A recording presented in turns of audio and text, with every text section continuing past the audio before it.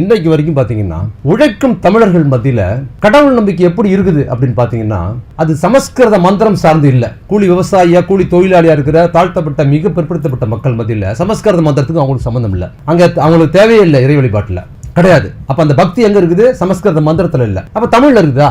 செவ்வியல் மொழியா இருக்கிற சொல்ற செவ்வியல் மொழி தான் நம்ம பரம்பரை. செவ்வியல் மொழியா இருக்கிற தமிழ் தேவார திருவாசகம் இருக்குதா? அதுவும் கிடையாது. சமஸ்கிருத மந்திரங்கள் எப்படி அந்நியமா இருக்குதோ உழைக்கும் மக்களுக்கு இறை வழிபாட்டில், அதுபோல் உழைக்கும் மக்களுக்கு தேவாரம் திருவாசம் ஒரு அந்நிய மொழி தான். அவங்களுக்கு அது சம்பந்தமே கிடையாது. சொன்னாலும் பக்தி வராது. அப்ப அதில் மொழியில் தான் சமஸ்கிருதத்திலையும் உழைக்கும் மக்களோட பக்தி இல்லை, தமிழ்லையும் உழைக்கும் மக்களோட பக்தி இல்லை. அப்ப எதுல இருக்கு? கடவுள்ல இருக்கா? கடவுள்லயே அந்த பக்தி இல்லைன்னா உழைக்கும் மக்களின் பக்தி நூற்றாண்டு பல ஆயிரம் ஆண்டுகள் இருந்து இன்னைக்கு வரைக்கும் எதுல இருக்கு தெரியுங்களா? அது தாளத்துல இருக்கு, ரிதத்துல இருக்குது. இதை நீங்க கவனிக்கிறது இல்லை. அந்த பக்தி ரிதம் தாளத்துல இருக்குது. அது என்ன பண்ணுன்னா தாளம் பிரதானம், இசை தோல் வாத்திய கருவிகள்ல தான் உழைக்கும் மக்களோட பக்தி இருக்குது. கடவுள் நம்பிக்கையோடு கிடையாது. அதை உருவிட்டா பக்தி கிடையாது. நீங்க இறை வழிபாட்டு முறையில கூட கருப்பண்ணசாமி பாடல் இருக்கு, எங்க கருப்பு சாமின்னு. அதை நீங்க பாடும்போது கருப்பு சாமி எங்க கருப்பு சாமின்னு பாடினீங்கன்னா கருப்பு சாமி கடுப்பாயிருவாரு. உரத்து குரல்ல பாடணும். இறை வழிபாட்டு முறையில தாளம் பிரதான பங்கு வைக்குது.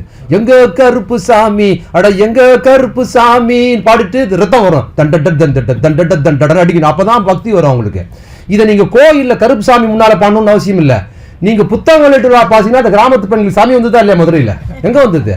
பக்தி இல்ல, சாமியே வரும் தாளம் போட்டீங்கன்னா. அப்ப எளிய மக்களோட வடிவம் எங்க இருக்குன்னா தாளத்துல ரிதத்துல இருக்குது. அப்படிதான் இருக்குது. நீங்க தாளத்தை உருவிட்டீங்கன்னா அங்க பக்தி இருக்காது. எப்படி நீங்க தரியா நீங்க கிராமப்புற வழிபாட்டு முறையில் சிறுதெய்வ வழிபாடு பரமசிவம்லாம் சொல்லியிருக்காருல, அதெல்லாம் கிடையாது.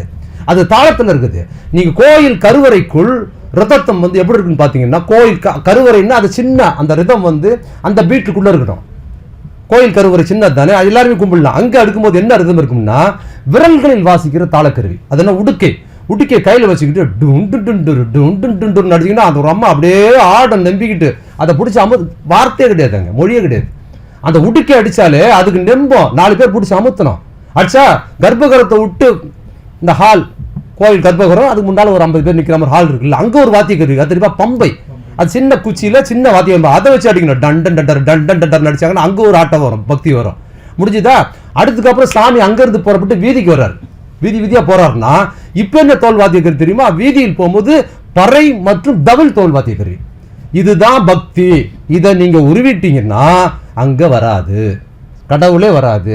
நீங்க எங்கேயுமே எந்த சிறுதெய்வ வழிபாடு அந்த வழிபாடு பரமசிவம் சொல்றது யார் சொல்றது எல்லாத்தையும் நீங்க எடுத்துட்டு நீங்க இந்த வாத்திய முறையெல்லாம் ஓரம் கட்டி வச்சுட்டு இந்த கடவுளெல்லாம் தூக்கி வச்சுட்டு நீங்க இன்னைக்கெல்லாம் வைங்க, பக்தி வராது, சாமி வராது.